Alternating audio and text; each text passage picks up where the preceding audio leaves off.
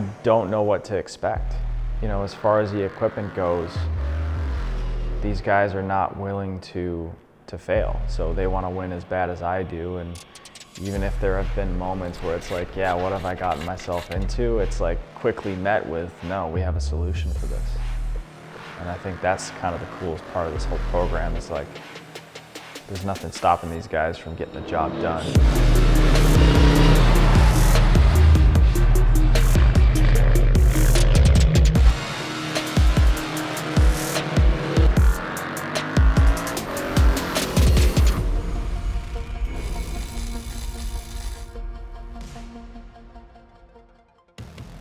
When you see a bagger, you think someone cruising down the highway, you know, feet up, laid back, taking it easy. And then you translate over to this and you see, oh my gosh, this is not taking it easy. Taking your production, you know, bagger touring models that you see on the streets every day and seeing what we can really get out of them on the racetrack. Seeing a bike come down the corkscrew and flying through the corners, coming down rainy, that's just not normal, but it's awesome to see. And it's amazing the fact that, yeah, these bikes can do it if you set them up right and you really get the right rider on it.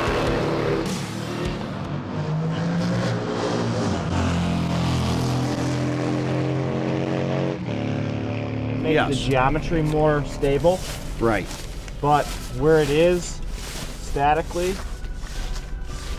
needs a 200. I really do like developing motorcycles, and that's really what the job is. You know, it's so little of it is racing.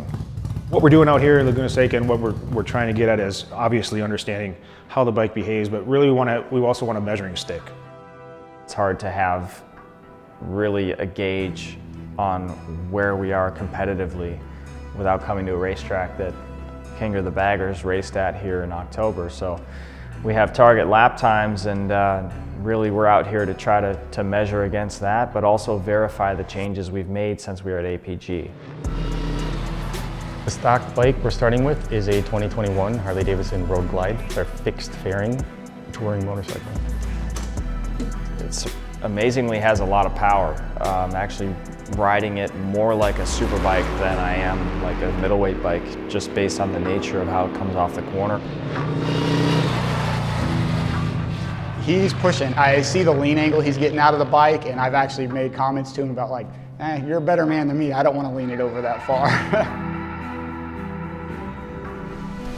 Yeah, so we took and fully billeted the primary cover here to give it max lean angle clearance. We got numbers anywhere from 50 to 55 degrees off the track where he's at. The fact that he's using it all, we should have known that with the rider his caliber. He'll take the bike as far as it'll go.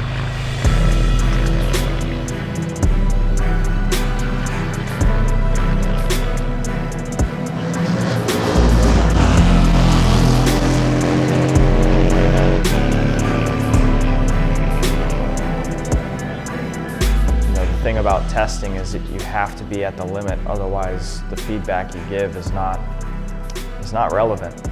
So we need to go out here and figure out where the ceiling is. The combination of having a rider that can tell you what he needs, and then deciphering what that is with the data that you have, and then using that to make the design direction change, makes the most out of the next change you're going to make. Because as you can see, we don't get to be out on the track all day, all the time. So every time you're out there, you need to have a targeted purpose, and all that data helps drive what that targeted purpose is.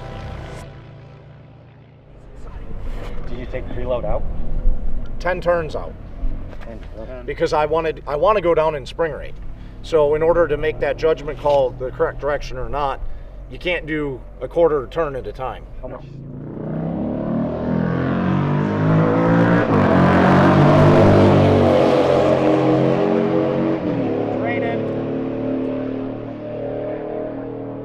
We got rain. Rain on my phone.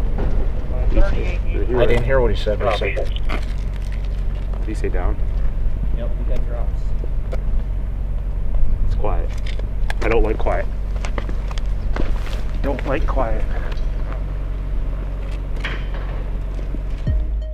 You know, we've got Road Atlanta, MotoAmerica up in Wisconsin in Harley's backyard, and then we've got the last round here at Laguna Seca. The 3 rounds are really great tracks, really fun tracks that I really enjoy riding at, and I feel privileged to be in this position. I feel privileged to have the pressure of, hey, like when the lights go out and the race starts, like it's time to get the job done.